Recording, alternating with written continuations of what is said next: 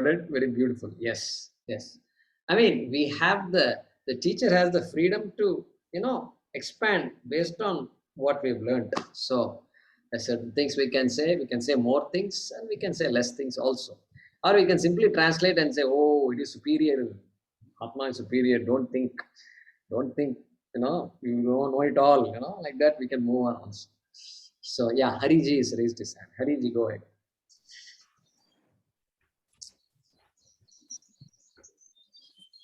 Hari Om. Hari Om. Yeah. We have spoken about two unmanifest. One is where it has got beginning and end, or manifest and unmanifest.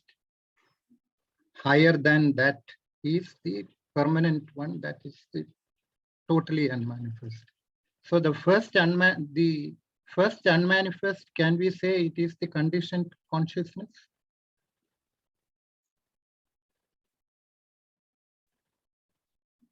Yeah, you can say that. So even the manifest is conditioned consciousness. That's my problem. Yeah, that conditioned consciousness is coming under manifestation and unmanifestation. Okay, yeah, that is fine. Whereas the Turiya, which is always unmanifest, that is the highest. That is the Turiya state. That is Turiya. Yeah, which is not a state, but yeah. Existent. That is existence. Correct. Is my understanding correct? Yeah, you can say conditioned consciousness, because everything is consciousness. Consciousness doesn't disappear anyway. And so everything is Satyam. I mean, everything is consciousness. And so, but conditioned by what? Conditioned by all the gunas, all the rupa, nama, rupa, everything is there. The reflecting medias. Right. What is a reflecting medium? Or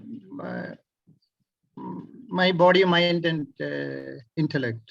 Which is also conditioned. Yeah, it is also it is the reflect, yeah. And also my vasanas. Which is also conditioned consciousness. Yeah. Anything you say will be conditioned consciousness. Yeah, okay. Yeah. Thank you. Yeah, Anirudh, go ahead. So we said last time that karma exists through the pralaya. Atma obviously exists through the pralaya. That is, it is there, avvyakta, all that. Now, we also need to have para and apara prakriti. That they should also be there through the pralaya. Correct. So, apara prakriti is both avyaktam and vyaktam are apara prakriti. Yes. This third avyaktam, the second avyaktam, which is bhavaha sanatanaha, must be para prakriti. Yes, has to be para prakriti. Correct. Therefore, the apara prakriti described in the 7th chapter is now divided into avyaktam and vyaktam in the 8th chapter. Because manifest, unmanifest. Tree also is apara prakriti, seed also is apara prakriti. Yes. That which sustains both is para prakriti. So para prakriti certainly will, I mean, there's no question of it being laya in the pralaya. Correct. It will be there. Yes. Correct. It will be there. Correct. Yes. Even to say pralaya, it has to be there. It has to be there. Yes. Okay. Yeah. Jai Kumarji. Yeah. When you say like Atma is Paramatma, Paramatma is Atma, then all this Srishti, Sthiti, Laya, everything happens. When Brahma is sleeping, that is Pralaya? Yeah, that state is referred to as pralaya. Okay. State. Then what is this Atma doing at that time? It's Avinashi, right? Yes. What is it doing that? Atma cannot do anything. It cannot do anything. So when this pralaya state is like the whole world stays, we don't know what is happening. The whole world is unmanifest. It has become like a seed. Nothing is perceptible. Nothing is visible. World is there in God. World is perceivable, right? Right. Available for our perceptions. It's all available. That's why you can say world.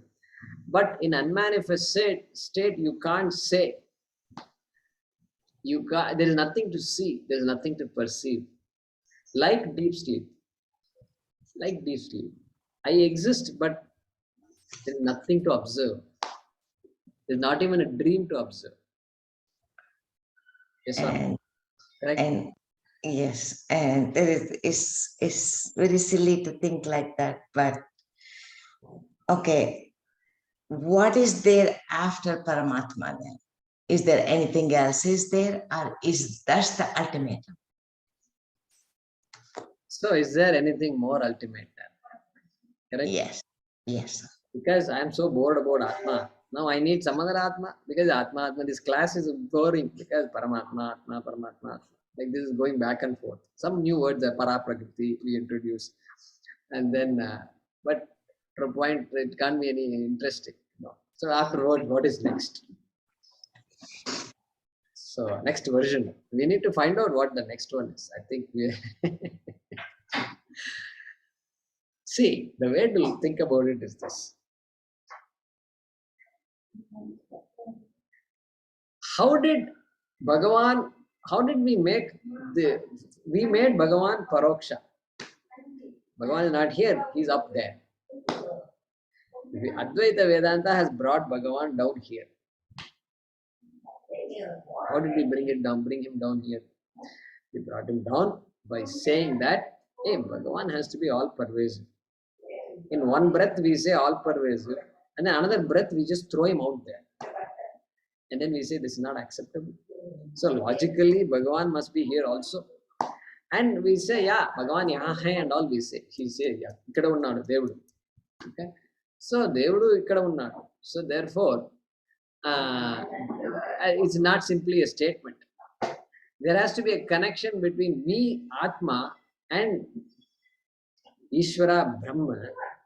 What is the connection? The connection is they are identical.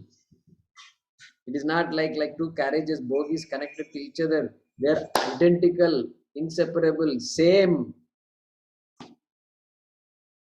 Okay. Now, after this, what do I want? The entire cosmos is covered. Is covered by Brahma, is covered by Atma, and I am that. Something greater than this means now we have to wonder. There's nothing greater than that. Nothing greater. Because everything is swallowed. Atma swallows everything. There can't be anything greater. In fact, there is only Atma. Even the Anatma that I think is there really is Atma only. That is the next step of understanding. Next step of understanding. Yeah. Any other question? Prasad, go ahead. Prasad, hope we can see you soon. Yeah, I think by next week, hopefully I'll be okay.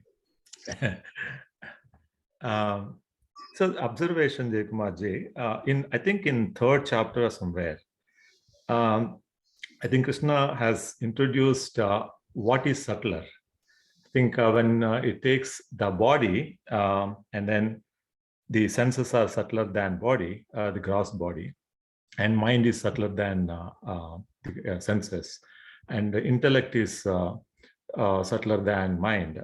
Now, at that point, he said, its very next step is the Purusha or the Param.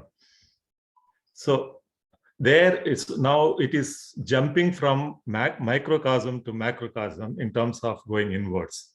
I think today it's been introduced another layer which is subtler than going from the microcosm to macrocosm. Is that observation correct? Like from going from otherwise I would think that after intellect, then there is Purusha within me, part of me, rather than considering all other jivas.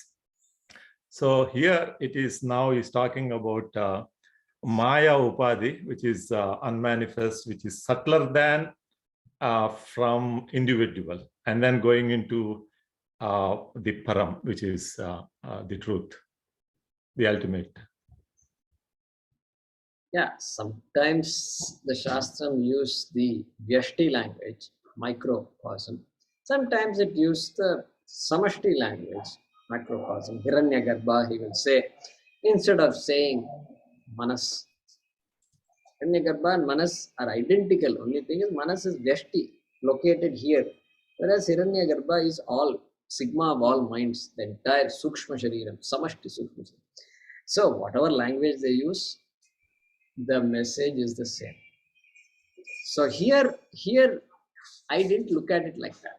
I didn't look at it like that because Brahma was talked about, Jagat Srishti was talked about, and so yahan par samashti. In fact, if at all you want to talk Veshti Shamashti, here it is samashti. Correct? Tasmat ratriagame yat avyaktam bhavati tasmat avyaktat paraha avyaktaha. Therefore, it has to be samashti, which can't be different from Veshti. Haraprasad. Yeah, thank you. Mahodaya, this question is for really for Mahesh. Did he get an answer for the question he asked last time? I wonder. Sorry, ask me again. In the last class, Mahesh asked the question and you said, think about it and let us know. I wonder, has he thought about it? Yeah, Mahesh sent me a note just now. He said, excuse me, I have to leave because he has a mother. He has to take the mother to breakfast. So Oh. let's ask him the question. Okay. Oh, I didn't know he has left. I'm sorry.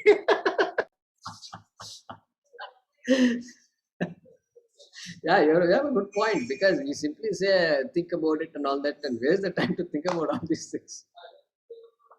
But yeah, it's, yeah, he asked about Atma and all that. So, yeah, Satyaji, go ahead. Just wondering if you meant Jiva and Ishvara are one and the same when you say they are identical.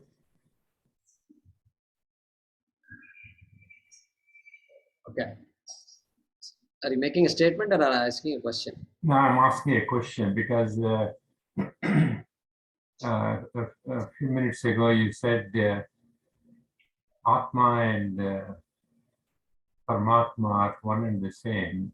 Are you referring to the identical when you put the two hands, they are identical and they come together and it's one and the same? Are you implying that Jiva and Ishvara are one and the same? Okay. So that's the journey here. What is the journey? I am an individual and I am separate from every other human being, and I am of course separate from the world, which is too vast, and I am some minute entity in this universe. And they tell me my journey is to merge with God. Where is God? God is up there, and that up there, okay, up there means we should put it like this. Why should we do like this? We should do it like this. Up there, God, and I am down here, and then this down Jiva and up God has to somehow merge, and that will happen after death. It won't happen now. It will happen after death. This is a popular notion. Popular notion. And how merging means what? Will I become God in heaven? No, I won't become God. Then what will happen? You can't become God because that's blasphemy.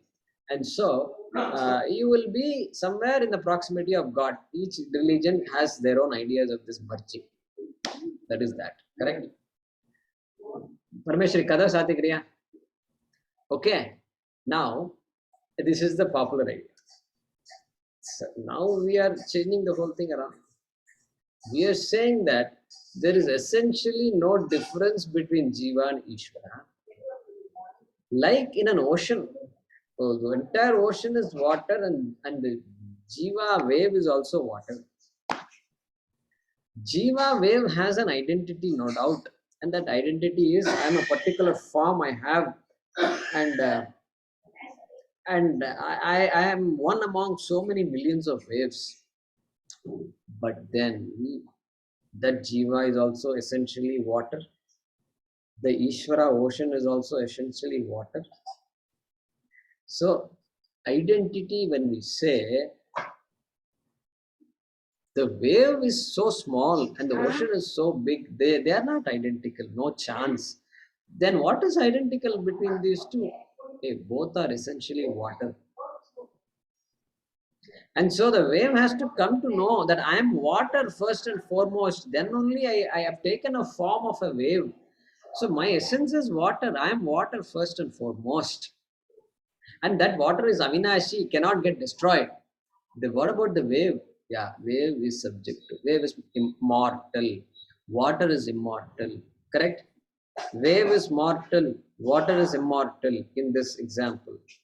Therefore, that immortal water I am. And Ishvara also, of course, immortal water. Identical. Identical. No merging. Here we are merging concept is gone. I am already merged. I was merged, I am merged, I will continue to remain merged. Therefore, merging is replaced by what? Jnanam, knowledge. Merging is replaced by knowing. An action is replaced by knowledge. Merging is action. Sometime later, I will merge. But now we are saying by knowledge, because already water, there's nothing to do also. There's nothing to do. Why? Because I'm already water, wave is also, the ocean is also water. Nothing to do. Wave doesn't have to do anything to become water. Wave only has to give up the notion that I am a mortal wave. That's a wrong statement. That is wrong understanding. The minute I come to know I am immortal water, then the wave is liberated. Wave is liberated. Will the wave die? Yeah, the wave is going to die. No doubt about it. Why? Because wave is an upadhi. Upadhi is mithya. Mithya is changing constantly. Mithya is vinashi. Water is avinashi. I am avinashi water. That is why our Shastram spends so much time on Vivekam and Vairagya. Vairagyam is important. See, our mindset otherwise is, I want to have pleasant experiences, and moksha is another pleasant experience. Continuous pleasant experience. Okay? So the experience hunting mind is constantly looking for a pleasant experience. And moksha, I take it as another pleasant experience. So when I get moksha, it will be a constant, no pain. So this idea we need to let go of. Let go of. And then they conclude, because human life is full of pain anyway, and there can't be a pain-free human life, not possible. Therefore, heaven is the best place. Shastram also talks about it. Therefore, heaven is attractive. This is our mindset. We are now changing the whole mindset. So, long answer to your short question. Okay. If one adopts that concept, when we pray, are we praying to ourselves then? Initially, when we pray, I am praying to a God that is separate from me, because that is my understanding of God. I always pray to what I understand. My understanding of God is separate. Therefore, I pray to a God that is separate. Then slowly, my worship changes. I change, the mode of worship changes, because my understanding of Bhagavan changes. And with that understanding, Soham Bhavena Pujayet. I told this many times in class. You are me. With that attitude, I am worshipping you. Means what? Help me understand this Satyam, this truths. So the purpose of prayer changes now. Purpose of prayer changes completely. Give me whatever I need to survive. Okay. Let that be there in the prayer. But most important thing you give me. This buddhi, viveka buddhi, that helps me see that you are not different than me. And then afterwards, how long should I pray? Until you need to pray. Until you grow out of prayer. Until you can say, if Bhagavan comes, I will have a chat with him. How are you? What kind of magic are you trying this time? Are you an avatara or what? Do you have a plan, agenda this time? Paritranaya sadhunam vinashaya cha dushkritam dharma samsthapanarthaya sambhavami yuge yuge. Another yuga started for you or what? We can have this kind of conversation. What do you need? Suppose he asks. You've given me everything. You've given me knowledge also. I don't need anything. If I can confidently say this, then you don't need prayer. Correct? I think so. If I'm not clear, then I need prayer.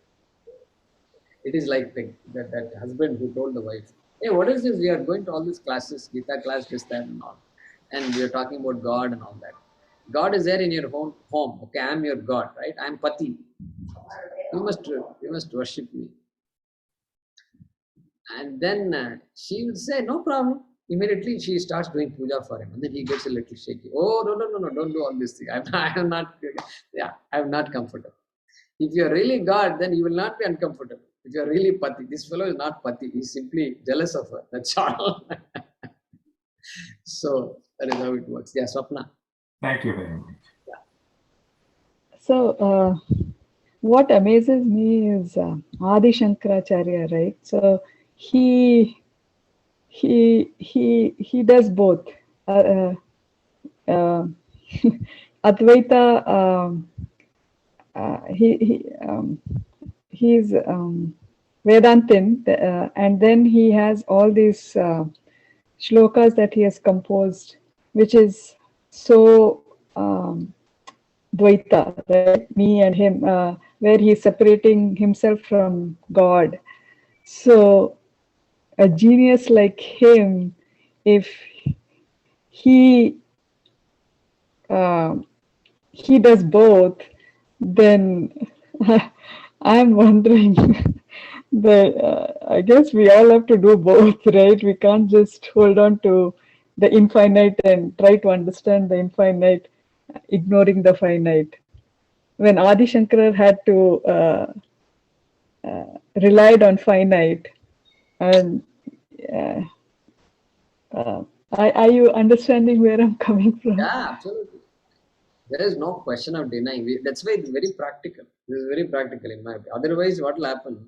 We'll end up talking something is all bookish knowledge. Brahma is there. I am Brahma. I am eternal. But my life is a mess. Okay. My life is a mess, but I am eternal. What is it's not useful at all. This is why we have to make it as practical as possible. And so our vision has to change. And so we constantly look for that. Look for proper understanding, which is what correct, you're right. So Shankaracharya is amazing. Devata, how many Devata? Kanakadhara Stotram. What has that got to do with Vedanta? Appears that it has nothing to do with Vedanta. So Yeah, I'm studying Shivananda Lahiri, Saundarya Lahiri. It's just mind-boggling the way he praises Shiva. He's asking for buddhi. He's asking for understanding to understand him. And here I'm thinking, oh my God, this is so. What is he? And he is also, has bhashyam on all the Upanishad. And how does this? How can this be? How can Adi Shankara be like this? it's like day and Like, night. how can he be both? It's like day and When night. yeah. Yeah. And see, Swapna, it is not that difficult to understand because we are also in a way like that. How?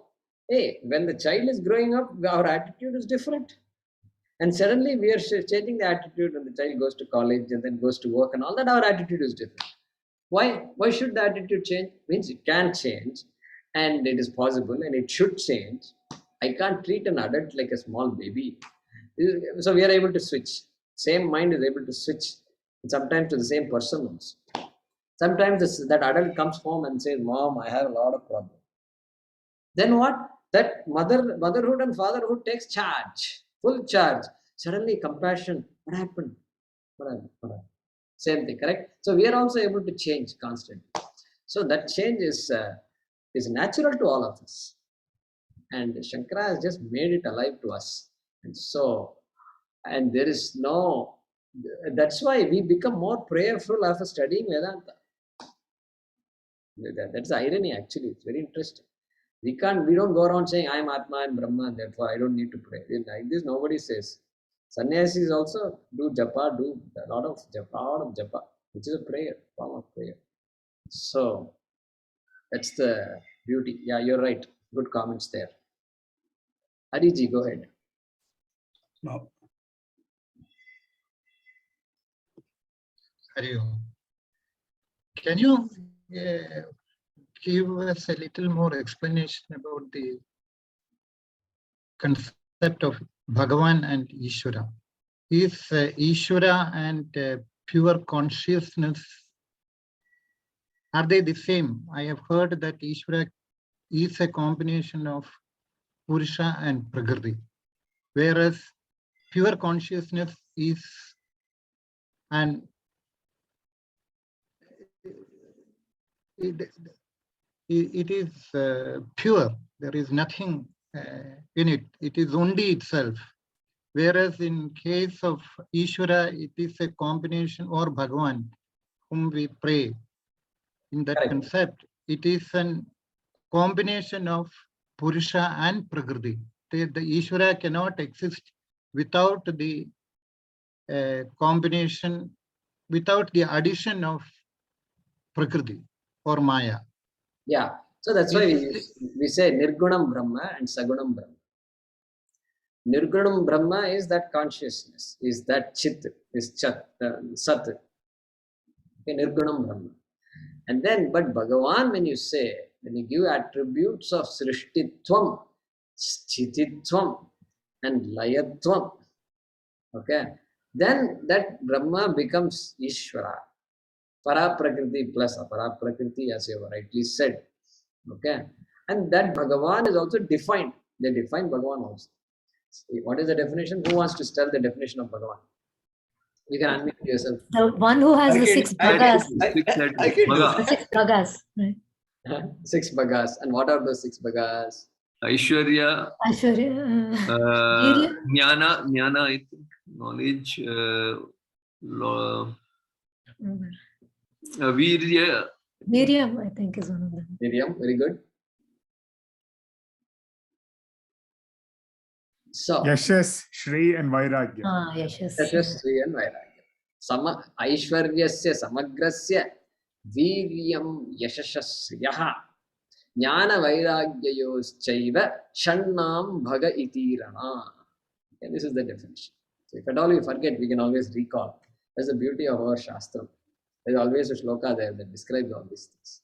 So yeah, so we have to, once you give attributes of Aishwaryatvam, Viryam, all knowledge, all Vairagyam, complete Vairagya, that Vairagyatvam if you give, then that Brahma is looked upon as Ishvara, Bhagavan.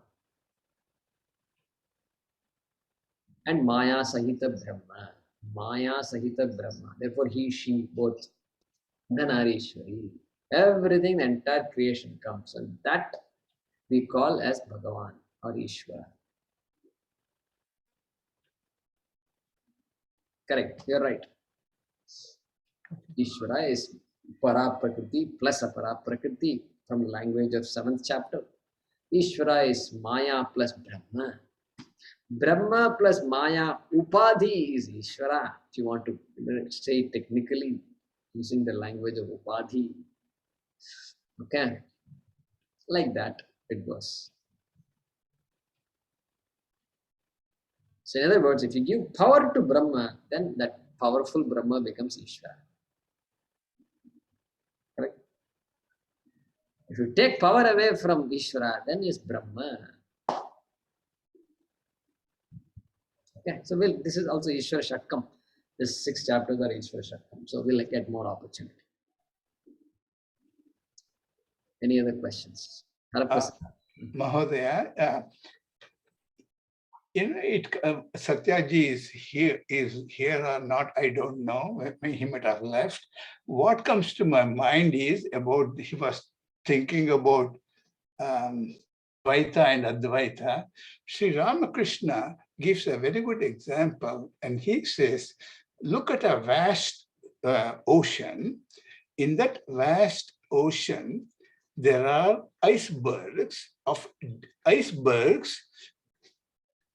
made up of different shapes and all that. And when the temperature raises with the knowledge, the ice melts away slowly and merges into the water. This is exactly the same in the Dvaita and Advaita. That's what he said. Yeah. So yeah, if you like that example, I think that's a good one to keep.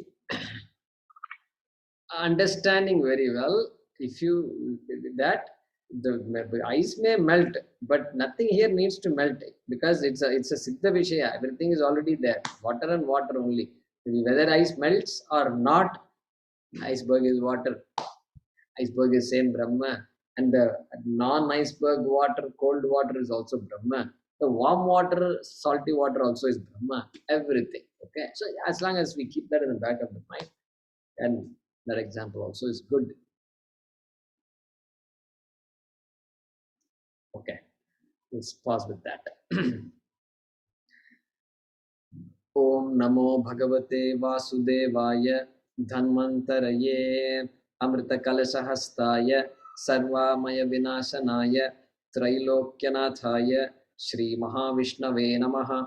Om Namo Bhagavate Vasudevaya Dhanvantaraye Amrita Kalasahastaya Sarvamaya Vinashanaya Trailokyanathaya Shri Mahavishnave Namaha. Om Namo Bhagavate Vasudevaya Dhanvantaraye Amrita Kalasahastaya Sarvamaya Vinashanaya Trailokyanathaya Shri Mahavishnave Namaha. Thank you. Thank you.